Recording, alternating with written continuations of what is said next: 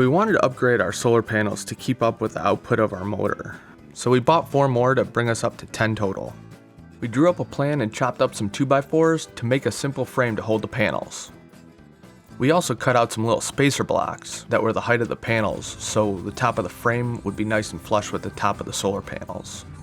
Once we had the frame built, we just chucked it on top of the roof of the boat and put most of the overhang on the front and then a little in the back. As we were screwing in the new frame to the roof, Coots accidentally dropped the drill into the river.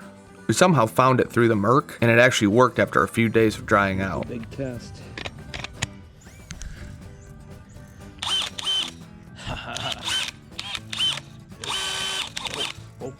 Once we got the new frame installed on the roof, we put the panels in place and wired everything up.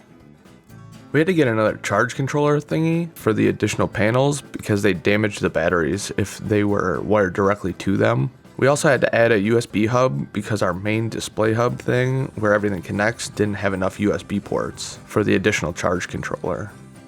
The USB hub runs on AC electricity, so we had to add an AC inverter that we had from another project. Later we simplified all this by buying a little adapter which kept everything DC, which also made the system more efficient because we weren't converting from DC to AC back to DC. Let us know in the comments below if you want us to make an in-depth video going over our entire electrical system.